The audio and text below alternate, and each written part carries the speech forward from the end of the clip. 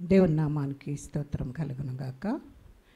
Elohim TV ప్రేక్షకులందరికీ నా హృదయపూర్వక వందనాలు చెల్లించుకుంటున్నాను. ఈరోజు వాక్య భాగంగా రూతు గ్రంథం 2వ అధ్యాయము 11, 12 వచనాలను మనం చదువుకుని వాక్య భాగంలోనికి వెళదాం. నీవు నీ తల్లిదండ్రులను నీ జన్మభూమిని విడిచి ఇంతకుముందు నీవు ఎరుగని జనమునొద్దకు వచ్చితివి. యెహోవా నీవు చేసిన దానికి ప్రతిఫలమిచ్చును. ఇశ్రాయేలీల దేవుడైన యెహోవా రెక్కల క్రింద సురక్షితముగా ఉండునట్లు నీవు వచ్చితివి. ఆయన నీకు సంపూర్ణమైన బహుమానం ఇచ్చునని ఆమెకు ఉత్తరమిచ్చెను. చిన్న ప్రార్థన చేసుకుందాం. పరిశుద్ధుడా, ప్రేమ కలిగిన తండ్రి, నీకు వందనాలు. నీ కృపతో మమ్మల్ని ఇప్పటి వరకు కాచి కాపాడారు, నీకు వందనాలు. ఈ దినమ కొరకై నీకు స్తోత్రాలు చెల్లిస్తున్నాం.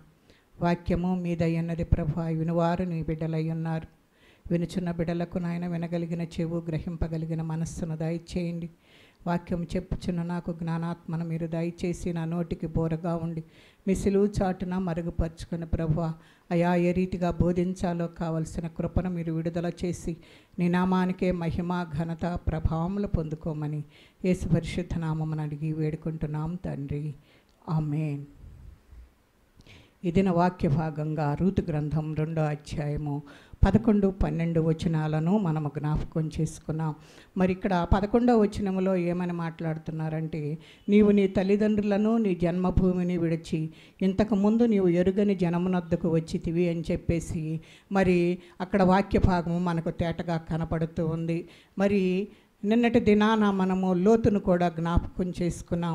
ఆ లోతును జ్ఞాపకం చేసుకున్నప్పుడు ఆ పాపపు ఇష్టమైన మరి ఆ ప్రాంతంలో నుండి బయటికి రావటానికి వాళ్ళు ఎంతగానో మరి దేవదూతలు ప్రయాసపడవలసి వచ్చింది. కనుక వాళ్ళు లోక మర్యాదను అనుసరించి నడుచుకుంటూ ఉన్నారు కనుక మరి పరలోక మర్యాదను వాళ్ళు జ్ఞాపకం చేసుకోవటం లేదు. కనుక మరి దేవుడే ఏం చేశాడంటే చేతులు పట్టి మనలను బయటికి లాక్కొని వచ్చినట్లుగా మనం చూస్తూ ఉన్నాం.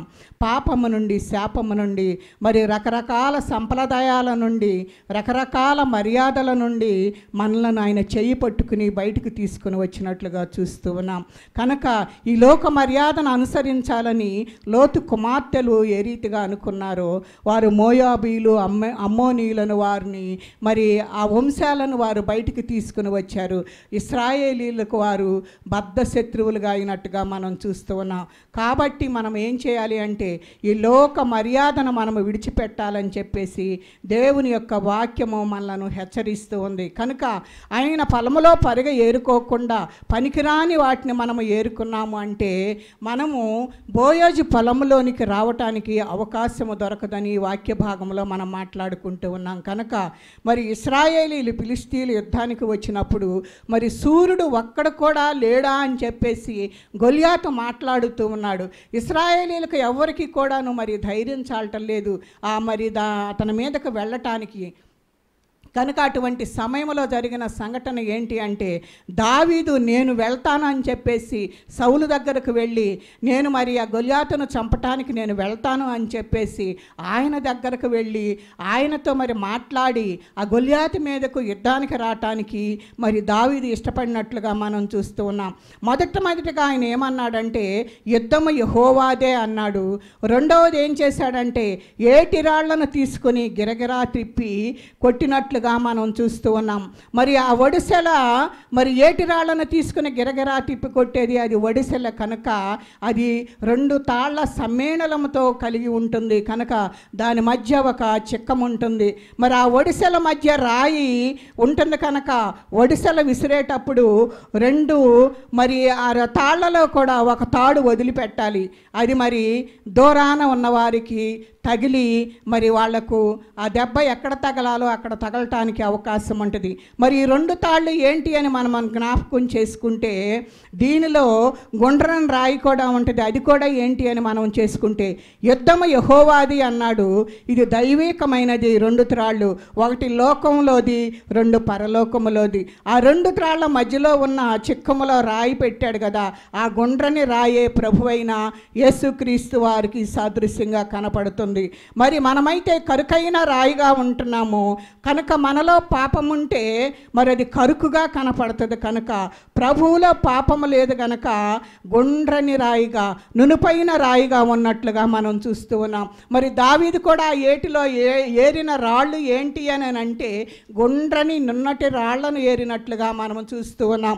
కనుక ఎప్పుడు నీవు పరలోకాన్ని గట్టిగా పట్టుకుంటావో మరి అది పరలోకానికి సాదృశ్యంగా ఉంది గనక ఆ నునుపైన రాయి యేసయ్య గనక నీ ఎదుట మరి నుంచున్న గొలియాతు మరి ఎటువంటి స్థితిలో ఉండినప్పటికీ కూడాను యేసయ్యను మనము మరి యుద్ధము యెహోవాదే అన్నాడు కనుక యేసయ్య మనకు తోడుగా ఉన్నాడు గనక అటువంటి పరిస్థితిని నువ్వు కలిగి ఉంటే మరి ఎదుట వ్యక్తి గొలియాతు, శత్రువైన గొలియాతు యొక్క శిరచ్ఛేదనము చేయటానికి దేవుడు సహాయం చేయటానికి మరి ఆయన తోడుగా ఉంటున్నాడు. మరి ఆ రోజు ఇశ్రాయేలులో గొలియాతు మరి దావీదునకు ఎదురుగా ఉన్నాడు. కానీ ఇప్పుడైతే మనకు సాతానుడు మన ఎదురుగా ఉన్నట్లుగా మనము చూస్తూ ఉన్నాం. కనుక సాతాను ముందు నిలబడలేకపోయాము అంటే మనము సాతాను మరి గొలియాతు ఎదుట మనం నిలవలేకపోతున్నాము అని అంటే దేవునితో సంబంధము లేదని మనం జ్ఞాపకం చేసుకోవాలి. లోకాన్ని విడిచి పరలోకానికి రావాలి అనే ఆశ మనకు కలిగి ఉండాలని చెప్పేసి దేవుడు మనతోటి మాట్లాడుతూ ఉన్నాడు. మరి ఆ రీతిగా ఉండటమే కాకుండా మనము సాతాన్ని జయించాలి అంటే పరలోకాన్ని పట్టుకోవాలి. మరి ఆ రీతిగా గనక పరలోకం వైపు నేను వెళ్ళాలనే ఉద్దేశం నీకు గనక లేకపోతే సాతాను మనల్ని చేజిక్కించుకుంటాడు. మరి అలాగే గొలియాతును చంపటానికి అందరూ భయపడ్డారు. కానీ దేవుని ఆత్మ కలిగిన దావీదు మాత్రం భయపడకుండా ధైర్యముగా ఆ నున్నటి రాయితోటి గొలియాతును చంపి శిరచ్ఛేదనము చేసి మరి తన కత్తితోనే తన మెడను కోసి మరి రాజుకు అప్పగించినట్లుగా మనం చూస్తూ ఉన్నాం.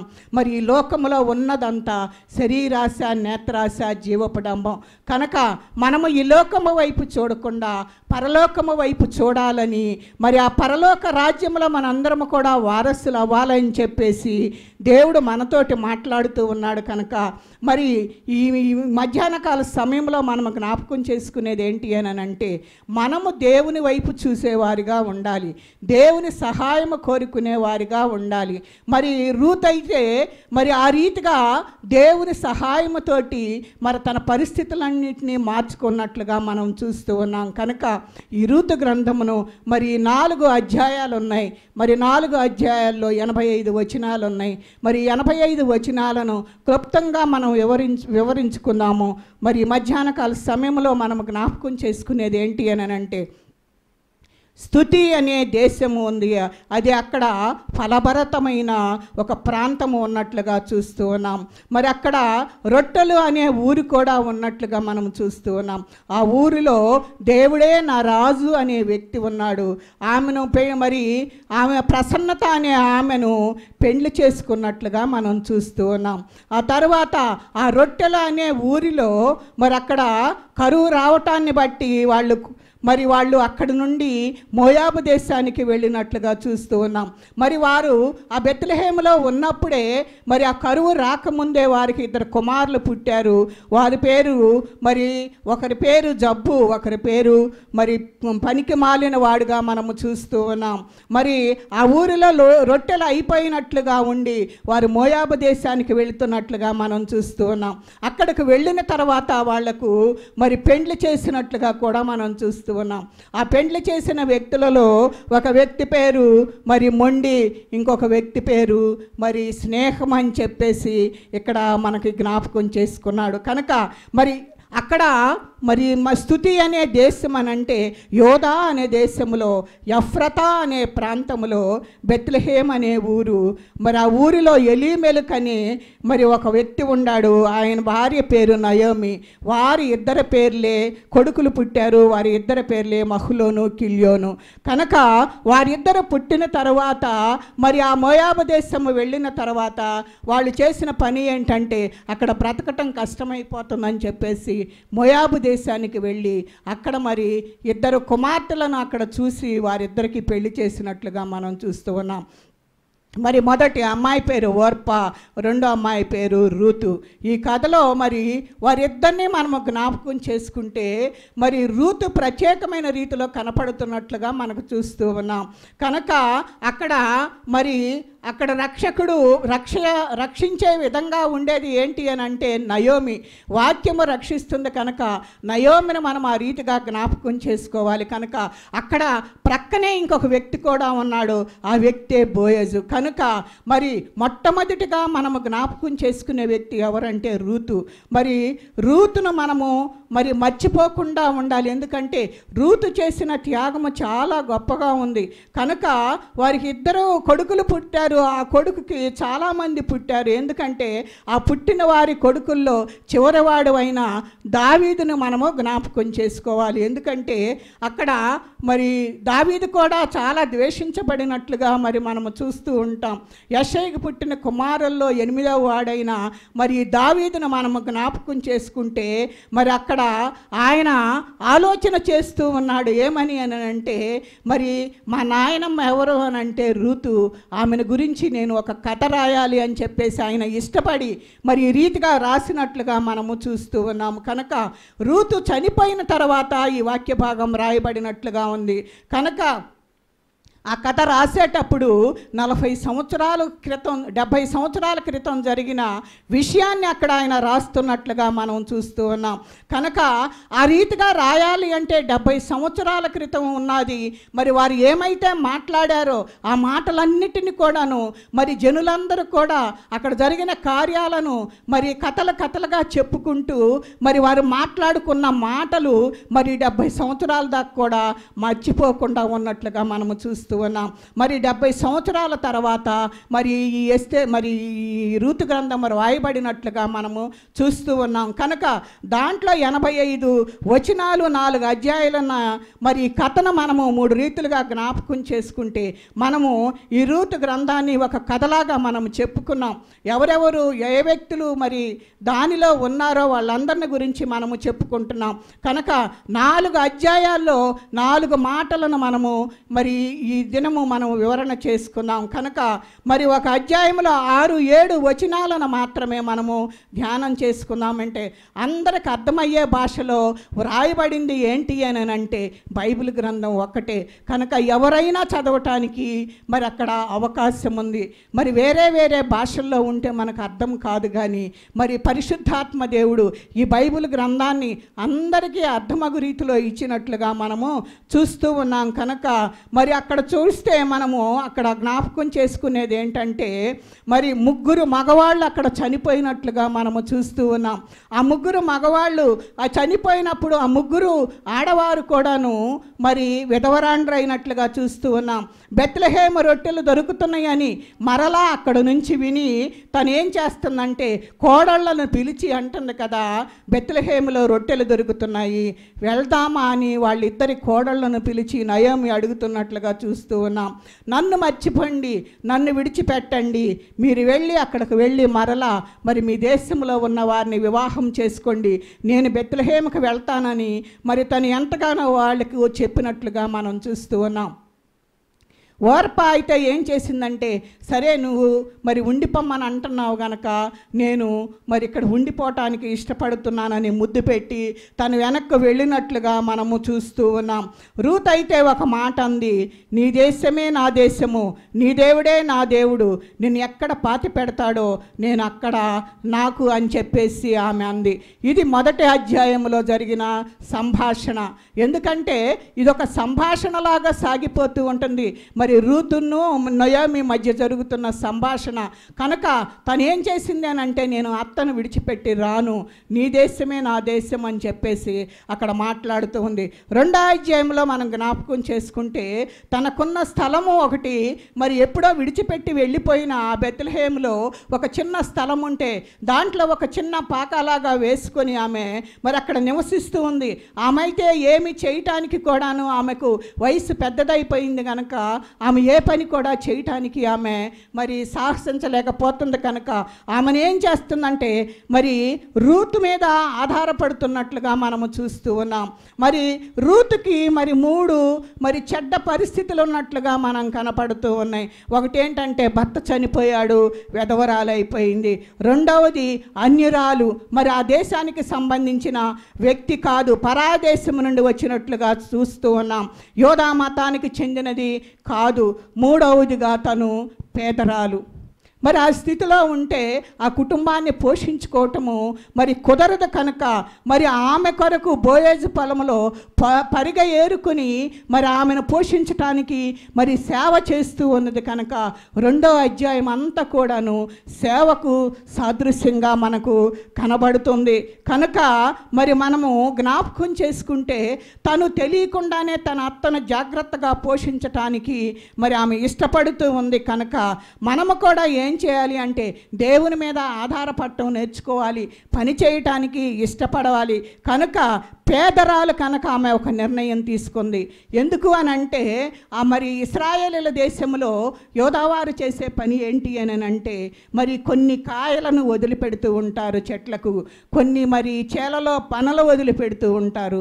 అటువంటి వాటిని ఏరుకుంటూ వెళ్ళి ఏం చేసింది అని అంటే ఆమె మరి ఏరుకుంటూ వెళ్ళి అవన్నీ సాయంత్రం వరకు సమకూర్చుకుని తన అత్తను పోషించినట్లుగా మనము చూస్తూ ఉన్నాము. కనుక ఈ విధంగా వదిలివేయబడిన ప్రతిదీ కూడాను విధవరాండ్లకు, దారిని వెళ్ళే వాళ్లకు ఉపయోగపడుతూ ఉంటుంది కనుక మరి అది తెచ్చుకొని రూతు మరి బోయేజు పొలంలో మరి ఇట్లాంటి పనులన్నీ చేసుకుంటూ తను బ్రతుకుతున్నట్లుగా మనం చూస్తూ ఉన్నాం.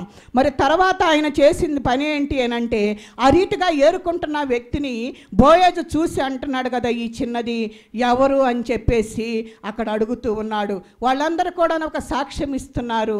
మరి బెత్లెహేము పురములో ఉన్న నయోమి కోడలు అని చెప్పేసి వాళ్ళు మరి అక్కడ చెప్తూ ఉన్నప్పుడు మరి బోయాజు ఏం చెప్తూ ఉన్నాడంటే వారికి ఇంకా కొంచెము పనలు ఎక్కువగా వదిలిపెట్టమంటున్నాడు. ఎందుకంటే పనల మధ్య వారికి పరిగెని ఎక్కువ వదిలిపెట్టమనమని చెప్తూ ఉన్నాడు. కనుక మరి నువ్వెవరు అని చెప్పేసి ఆమె అడిగినప్పుడు మరి నేను నయోమి కోడల్ని కనుక నేను మరి పలానా దేశం నుండి ఈ దేశానికి నేను వచ్చాను కనుక మరి నేను నయోమి కోడల్ని అని చెప్పేసి బోయాజుకు చెప్పి మరి ఆ రీతిగా చేస్తూ ఉన్నప్పుడు బోయాజు అంటున్నాడు కదా, నీకు వరుసకు బావ అవుతాడని తన అత్త చెప్పినట్లుగా చెప్తూ ఉంది. కనుక ఆమె ఏమంటుంది అని అంటే ఇది మరి ఈ రీతిగా జరుగుతుంది కనుక నీకు వరుసకు బావ అవుతాడని తన అత్తగారు చెప్పినట్లుగా మరి బోయాజుకు చెప్పినట్లుగా చూస్తూ ఉన్నాం. ఇది 2వ అధ్యాయము. 3వ అధ్యాయంలోనికి మనం వస్తే రూతుకి ఒక విషయం చెప్తూ ఉంది. ఏమనేనంటే నువ్వు మంచిగా స్నానం చేసి మరి ఉతికిన బట్టలు కట్టుకొని మరి నువ్వు బోయేజు దగ్గరకు వెళ్ళు, ఒక్కడే ఉంటాడు, బోయేజు కాళ్ళ దగ్గర పడుకో అని చెప్పేసి మరి తన అత్తగారు మరి బోయేజు దగ్గరకు పంపించినట్లుగా మనం చూస్తూ ఉన్నాం. మరి నువ్వు అట్లాగా చేసిన తర్వాత నేను చెప్పిన మాటలు నువ్వు చెప్పు, మరి అది చీకటి అని చెప్పేసి రూతుకు చెప్పి పంపించినప్పుడు తను ఆ రీతిగా చేయటానికి ఇష్టపడి వెళ్ళింది. ఎందుకంటే రూతు చెప్పిన మాటకు లోబడింది రూతు. ఎందుకంటే నయోమి అంటే వాక్యము ఏదైతే చెప్పిందో దానికి లోబడి రూతు వెళ్ళినట్లుగా చూస్తూ ఉన్నాం. రూతు ఒక విశ్వాసికి సాదృశ్యంగా ఉంది కనుక విశ్వాసి వాక్యానికి మరి లోబడి జీవించాలి అని చెప్పేసి దేవుడు మనతోటి మాట్లాడుతూ ఉన్నాడు కనుక మరి చీకటిగా ఉన్న సమయంలో మరి అక్కడ జరిగిన సంఘటన ఏంటి అంటే బోయాజు కాళ్ళ దగ్గరకు వెళ్ళి మరి అక్కడ ఉన్నట్లుగా మనము చూస్తూ ఉన్నాం. ఆయన పాదాల దగ్గరకు ఎప్పుడైతే వెళ్ళిందో మరి ఆయన ఆ చీకటిలో ఉలిక్కిపడి లేచినట్లుగా మరి బైబిల్ గ్రంథంలో వ్రాయబడి ఉంది. ఎవరు నువ్వు అంటే నేను నీ పనికత్తెలలో ఒక దానిని, నా పేరు రూతు అని చెప్పేసి అక్కడ మరి బోయాజుతోటి తను మాట్లాడుతూ ఉంది. కనుక మనము కూడా ఏం చేయాలంటే యేసయ్య పాదాల చెంతకు వెళ్ళాలని చెప్పేసి దేవుని యొక్క వాక్యము మనల్ని హెచ్చరిస్తూ ఉంది. కనుక బోయాజు పాదాలు, ఎందుకంటే పరమ బోయాజు ప్రభు ప్రభు అయిన యేసుక్రీస్తు కనుక నన్ను పెండ్లి చేసుకుంటావా అని చెప్పేసి ఆయన పాదాల చెంతకు వెళ్ళి అడుగుతూ ఉంది. ఏమని అంటే మరి ఒక్కొక్క దేశంలో ఒక్కొక్క సంప్రదాయం ఉంటుంది. ఒక్కొక్కరు మరి ఏం చేస్తారంటే ఒక్కొక్క గులాబీ పువ్వు ఇచ్చి మరి నువ్వు నన్ను పెండ్లి చేసుకుంటావని అడుగుతారు. మరి ఒక్కొక్కళ్ళు మరి మనము మరి ఒక రింగ్ పెట్టో ఏదో ఒక్కొక్క సంస్కృతిని బట్టి ఆ రీతిగా చేసుకుంటూ ఉంటారు. కానీ మరి అక్కడ ఆ యోధా దేశంలో ఉన్న ఆ సంస్కృతి ఏంటి అని అంటే ఎవరినైతే పెండ్లి చేసుకోవాలో ఆ వ్యక్తి ఏం చేయాలంటే ఆ దుప్పటి ఆ కొంగు మరి ఆ వ్యక్తికి కప్పాలి. అందుకనే మరి రూత్ ఏం చేసింది అంటే నన్ను పెండ్లి చేసుకుంటావా అని మరి ఆ దేశంలో ఉన్న ఆ సంస్కృతి ప్రకారంగా ఏం చేసిందంటే నాకు నీ కొంగు కప్పవా అని చెప్పేసి అడిగినట్లుగా మనం చూసుకుందాం. కనుక ఆ రీతిగా చేసిన దానికి బోయాజు కూడా ఏమంటాడంటే సరే చేసుకుంటాను, కానీ నాకంటే యోగ్యుడు ఒకను ఉన్నాడు, మనకు కూడా ఆయన దగ్గర సంబంధే కనుక ఆయనతోటి ఈ విషయం చెప్పి వాళ్ళు చేసుకుంటారా సరే, లేదంటే నేను నిన్ను పెళ్లి చేసుకోవటానికి మరి నేను సిద్ధంగా ఉంటానని చెప్పేసి మరి రూతుకు మాట ఇస్తాడు బోయజు. అది 3వ అధ్యాయము. 4వ అధ్యాయంలో మనం జ్ఞాపకం చేసుకుంటే అక్కడంతా కూడా పంచాయతీ పెట్టుకుంటారు. ఎందుకంటే మరి ఆమెను చేసుకోవాలి అని అంటే ఆమె వేరే దేశం నుండి వచ్చింది కదా, మరి అక్కడ పంచాయతీలో నయం వచ్చింది, రూత్ వచ్చింది, బోయజు వచ్చాడు. మరి వాళ్ళ చుట్టుపక్కల వాళ్ళందరూ కూడా అక్కడికి వచ్చినట్లుగా మనం చూస్తూ ఉన్నాం. కనుక బోయజు నిలబడి అంటున్నాడు కదా, మరి ఎవరైనా కానీ నయోమికి ఒక పొలం ఉంది, ఆ పొలాన్ని మీరు కొనుక్కుంటే మరి రూతును మీరు పెండ్లి చేసుకోవచ్చు అని చెప్పేసి అని అంటే ఒక వ్యక్తి అయితే నిలబడతాడు. కానీ ఆ నిలబడిన వ్యక్తి అంటాడు కదా, సరే నువ్వు చేసుకుంటానని అంటున్నావు కదా, మీకు ఆ పొలం ఇస్తాం, రూతుని ఇస్తాం, కానీ రూతుకు పుట్టిన బిడ్డలు మరి ఎలీమెలకు సంతానముగా రావాలి, కానీ అది నీ సంతానము కాదని ఎప్పుడైతే మరి చెప్తాడో అప్పుడు వెంటనే నాకు వద్దులే అని చెప్పేసి ఆ వ్యక్తి వెళ్ళిపోతాడు. అప్పుడు బోయజ్ అంటాడు కదా, రూతును నేను పెండ్లి చేసుకుంటానని. మరి ఆ పెండ్లి చేసుకున్న సమయంలో వారికి ఓ బిడ్డను దేవుడు అనుగ్రహించాడు. అతని పేరే ఓబేదు. ఆ ఓబేదుకు తర్వాత యెషై పుట్టాడు. మరి వానికి చాలామంది అంటే 8 మంది సంతానం పుట్టారు. వారిలో చివరి వాడే దావీదు. కనుక దావీదే ఇశ్రాయేలీలకు రాజుగా మరి దావీదు వంశావళి నుండి యేసయ్య మరి ఈ లోకానికి వచ్చినట్లుగా మనము చూస్తూ ఉన్నాం. దావీదు ఈ రూతు గ్రంథమే లేకపోతే మరి దావీదు ఎక్కడుండేవాడో మనకు తెలియదు, రూతు ఏంటో మనకు తెలిసేది కాదు, మరి యేసయ్య ఆ వంశంలో నుండి ఎలాగ వస్తాడో మనకు తెలిసేది కాదు. కనుక రూతు గ్రంథము చిన్నదైన చాలా ప్రాముఖ్యమైనదిగా మరి దేవుడు గుర్తుంచుకొని మరి 2 స్త్రీలను మరి బైబిల్ గ్రంథంలో లిఖించినట్లుగా మనం చూస్తూ ఉన్నాం. వారిలో ఒకటి రూతు, రెండవది ఎస్తేరును జ్ఞాపకం చేసుకున్నాడు దేవుడు. కనుక అలాంటి పరిస్థితులలో మరి బోయాజు ఆ రూతుని పెండ్లి చేసుకున్నాడు. గనక దావీదు వంశములో నుండే ప్రభు అయిన యేసుక్రీస్తు వారు ఈ లోకానికి వచ్చినట్లుగా మనం చూస్తూ ఉన్నాం. దావీదే లేకపోతే ఆ వంశము పేరు వచ్చేది కాదు. బోయాజుది మరి యూదుల వంశంలో నుండి వచ్చిన వాడని, యోధాలో నుండి వచ్చిన వాడని బోయజు మరి ఏ రీతిగా ఉన్నాడన్న విషయం కూడా మనకు తెలిసేది కాదు ఈ ఋతు గ్రంథం లేకపోతే. కనుక మనందరం కూడా జ్ఞాపకం చేసుకునేది ఏంటంటే యేసయ్య వచ్చింది దావీదు వంశంలో నుండి అని మనము జ్ఞాపకం చేసుకోవాలి. దావీదు రావటానికి మరి యేసయ్య రావటానికి ఆయన దావీదు వంశంలో నుండి, దావీదు గోత్రంలో నుండి రావాలని ఆయన ఇష్టపడుతున్నాడు. ఆయన ఏమంటున్నాడు అంటే, దావీదు కుమారుడా నన్ను కరుణించు అని చెప్పేసి ఆ గురిటివాడు కేకలు వేయటానికి అవకాశం ఉండేది కాదు. ఎందుకంటే దావీదు వంశంలో నుండి యేసయ్య రాకపోతే ఆయనకు ఆ పేరు వచ్చేది కాదు. కనుక దావీదు వంశంలో నుండి ఆయన రావాలని కోరుకున్నాడు. కనుక ఆ దావీదు వంశంలో నుండి ఆ యేసయ్య వచ్చాడు. కనుక మనము మరి దావీదు కుమారుడా నన్ను కరుణించు అంటానికి మరి మనము నోటితో ఆయనను అలాగ అడగటానికి మరి దేవుడు సమయాన్ని మనకి ఇచ్చాడు. కనుక మొదటి అధ్యాయం అంతా కూడా భర్తలు చనిపోయి భార్యలు ఏడుస్తూ ఉన్నారు. అత్తగారిని వదిలి వెళ్ళాలని మరి ఆ కోడండ్లు ఏడుస్తూ ఉన్నారు. కనుక మరి ఒక ఆమెమో నేను వెళ్ళిపోతానని ముద్దు పెట్టుకుని వెళ్ళిపోయినా, రెండో ఆమె అంటుంది కదా నేను వదిలిపెట్టను అని చెప్పేసి, నువ్వున్న చోటే నేనుంటానని ఆమె ఏడుస్తూ మరి ఆ ఏడ్పు అంతా కూడాను మొదటి అధ్యాయంలో మరి మనము చూస్తూ ఉన్నాం. దానికి మనము పెట్టుకునే పేరు అంటే సంతాపం. ఎవరైనా చనిపోయినప్పుడు మనం కూడా సంతాప సభలు పెడుతూ ఉంటాం. వాళ్లకు 3 వ్యక్తులు కూడాను మరి 3కి భర్తలు చనిపోయి ఉన్నారు. వాళ్ళు ప్రతి విషయంలో కూడాను ఏడుస్తూ ఉన్నారు. అందుకనే దానికి మనము సంతాపమని పేరు పెట్టుకోవచ్చు. కనుక 2వ అధ్యాయంలో రూతు మరి బోయజు పొలంలో కష్టపడి పనిచేసి, ఎందుకు చేసిందంటే ఆ కష్టము తన అత్తను పోషించుకోవటానికి, తను తాను పోషించుకోవటానికి మరి పని చేస్తూ ఉన్నది కనుక, మరి అత్తగారికి సేవ చేసింది కనుక అది సేవ అనేది మనము జ్ఞాపకం చేసుకోవాలి. 3వ అధ్యాయంలో జరిగిన సంఘటన ఏంటి అంటే, అత్తగారు ఏమి చెబితే అది చేసింది. అత్తగారంటే నయోమి వాక్యము కనుక వాక్యానుసారమైన మరి ఏదైతే వాక్యానుసారంగా చెబుతుందో దానినే అనుసరించి నడుస్తుంది. అత్తకు తల వంచింది కనుక అత్తగారి మాట జవదాటకుండా మరి తను తాను సమర్పించుకుంది. మరి దేవుని వాక్యానికి లోబడింది కనుక మరి 3వ అధ్యాయంలో సమర్పణను మనము జ్ఞాపకం చేసుకోవాలి. 4వ అధ్యాయంలో పెళ్ళి అయిపోయిన తర్వాత వారికి కొడుకులు పుట్టారు. మరి ఆ కొడుకులు పుట్టారు కనుక 4వ అధ్యాయంలో మరి అది పెళ్ళి జరుగుతుంది కనుక అది పెళ్లి సందడి కనుక మనందరము కూడాను మనం ఏం చేయాలి అని అంటే, సురక్షితమైన ప్రాంతంలోనికి మనం వెళ్ళాలని చెప్పేసి, దేవుని యొక్క మాటకు లోబడి జీవించాలి అని చెప్పేసి దేవుని వాక్యం మనల్ని హెచ్చరిస్తూ ఉంది. కనుక మనము ఎప్పుడు కూడాను దేవుని యొక్క ప్రతిఫలము కోరుకుంటూ ఉంటాం. అంటే అలాగ కోరుకుని ఉండాలి అంటే దేవునితో మనము దేవునికి లోబడిన వారిగా ఉండాలి. కోడిని మనము జ్ఞాపకం చేసుకుంటే కోడి తన రెక్కల కింద పిల్లను కాపాడుతూ ఉంటుంది. కనుక మరి ఏవైనా మరి గ్రద్ద వలన ఏదైనా అపాయం వస్తుంది అని అంటే తన రెక్కలను చాపి వాటి కిందకు తీసుకొని వస్తూ ఉంటుంది. ఒకవేళ ఏదైనా మరి విని రాకపోయినా దాని గురించి కూడాను మరి ఆ కోడి మరి ఏమీ చేయలేదు, ఎందుకంటే దాని రెక్కల కింద చాలా ఉన్నాయి. అందుకే దేవుడు ఏమంటున్నాడు అంటే, మనల్ని బలవంతంగా నువ్వురా అని గట్టిగా పిలవడు, కానీ నీకై నువ్వు ఇష్టంగా రావాలని ఆయన కోరుకుంటున్నాడు. అలాగే నువ్వు నరకానికి వెళ్ళాలని కూడా ఆయన కోరుకోవటం లేదు.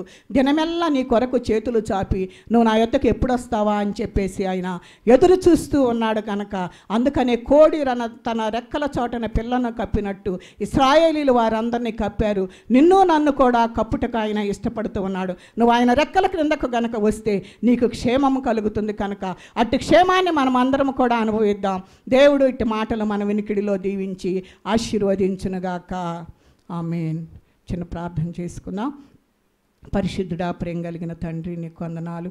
నీ కృపలో మమ్మల్ని జ్ఞాపకం చేసుకొని అయ్యా నా తండ్రి ఋతు గ్రంథమును ముగించుటకు కావలసిన కృపనిచ్చారు. అందును బట్టి నీకు స్తోత్రాలు అయ్యా. విని వారి హృదయాలను మీరు తెరవండి నాయన, నీకు వందనాలు అయ్యా. ఈ పరిచర్య చేస్తున్న బిడ్డను మీరు జ్ఞాపకం చేసుకోనండి. చూస్తున్న బిడ్డలను మీరు జ్ఞాపకం చేసుకోనండి. మీరు మాట్లాడుచున్న మాటలు అనేకులకు ప్రభువా జీవమును పుట్టించినట్లు సహాయం దయచేయమని ఈ ప్రార్థన మీ సన్నిధికి చేర్చుకోమని యేసు పరిశుద్ధ నామమున అడిగి వేడుకుంటున్నాం తండ్రి. ఆమేన్. అందరికీ వందనాలండి.